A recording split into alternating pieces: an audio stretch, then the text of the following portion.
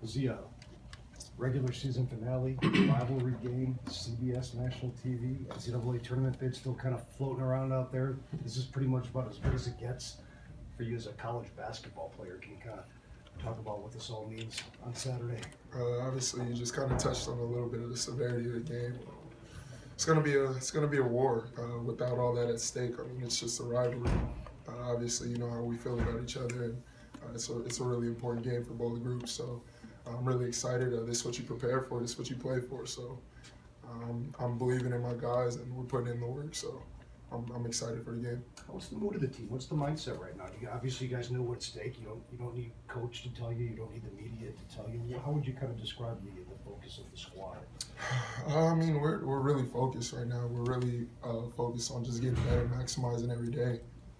Not really looking too far into the past and too far into the future either. So just staying focused, living in the moment, practicing hard every day, and putting in our extra work and just preparing for whatever's next. You guys have won 3 of your last 4. Seem to be playing some pretty good basketball at a pretty important time. Mm-hmm. Yeah, I mean, it's like I said. I mean, March is when you really want to start peaking. So we know that. We understand that, and that's pretty much the goal that we're trying to get to. We're not too much focused on everybody else. We're really focused on our locker room and trying to maximize each day. How nice would it be to be able to say you swept these guys? That would be really good. Obviously, I mean, I just really want to win every game I compete in, and I'm sure they have the same approach. But I mean, all I can control is what I can control, and put in the work and get ready for the game. What's your philosophy in a hostile environment? Is it to try to ignore it and block it out, or is it to try to maybe enjoy it and almost revel in the experience of a crowd like that? I mean, if you don't like playing in hostile, loud crowds, I mean, this really ain't the sport for you. But I really like it. I mean, I like when opposing teams are trash talking and their fans are into it, and the whole city and country is pretty much watching it. So, like I said, this is kind of what you prepare for, man. In the off season, some of the days you don't really feel like doing it, or you feel like taking a day off or something like that. I mean, this is your motivation, games like this. So, we've been preparing for this for a minute. So, I mean, I'm really excited, and I like our chances. Having said that, how important is it to get off to a good start there, to not let that crowd get too excited? I mean, if you watched our games, you've known that's kind of been an Achilles heel for us in some games. We've come out with low energy, whether it's first or second half, and teams have pulled away on us. And sometimes we make the comeback, sometimes we haven't. So we got to do our best to just maximize each possession, take it one play at a time, defensively and offensively. And like I said, live in the moment, and I like our chances. You guys are 8-1 after a loss. What does that say about your team? I think that's a testament to our coaching, our resilience. That we got a group of winners. We got a group of guys that really despise losing, and when we lose, we know it's unacceptable. We really want to bounce back. So we've done that at a high rate this year, but it's no more time for that. So we're really focused on every game. Yeah, what's caused those kind of maddening clunkers? Because you guys are probably even better than your record shows. You bounced back, but you've had those games that you've had to bounce back from. And have you solved that now? Because you're getting into that no more room for error part of the season. Mm-hmm. I wouldn't necessarily say we've identified exactly what it is each game that we've lost, but I can say that in some of the games we've come out and we haven't executed well offensively. We didn't have the maximum amount of energy that's needed to compete at a high level. So those are some of the things that we can control: our attitude and our effort.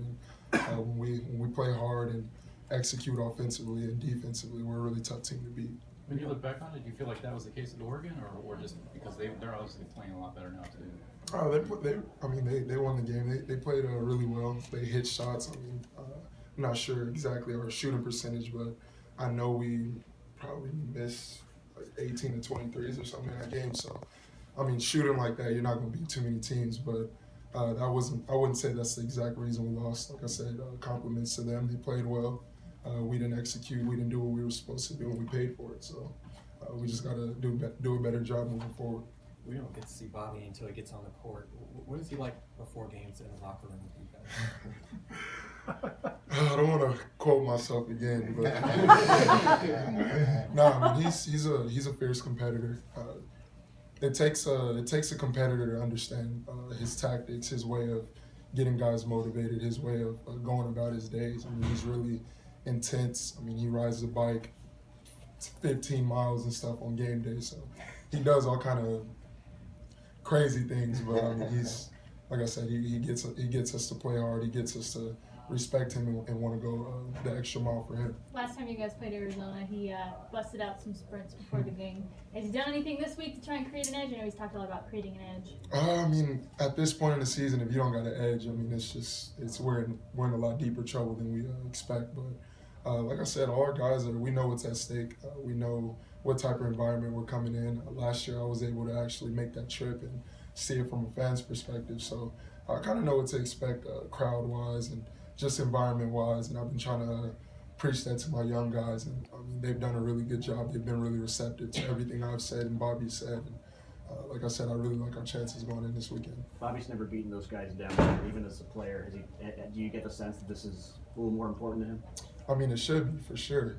Like I said, he takes every game serious, but I mean, with all that's been said, just considering it's a rivalry, just considering the history of U of A Arizona, it's going to be, U of A and Arizona State, it's going to be a really high-level game regardless of what else extra is added into it. So, like I said, knowing that, I mean, our guys, it's not a secret. We know that we haven't won out there, so that's something we want to do and add to a milestone in our career. They pretty much have to win the tournament to get in, but they can also screw up your season. So that's got to be great motivation for them being the rival. So you feel like you guys have to have that much more energy coming out there to, defeat that?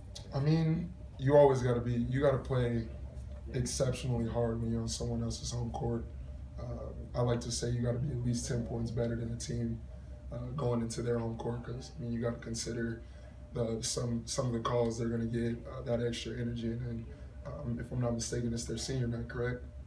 Yes. Yes. I mean, you know how that goes. I mean, their older guys want to go out with a bang, and they don't want us to ruin what they've had going for X amount of years, beating us at their place. So, like I said, I know what's at stake. We know what's at stake, and we just got to come out and execute at a high level.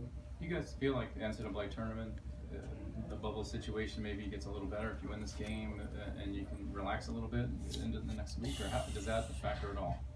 There's no more time to relax. I mean, we've dropped games that we feel like we shouldn't have dropped, and we put ourselves in this position at this time. So there's no more time for relaxation. I mean, you will relax after the season, after it's all said and done, but there's no more margin for error. There's no more room for any of that type of stuff, and that's how we're approaching every day. So you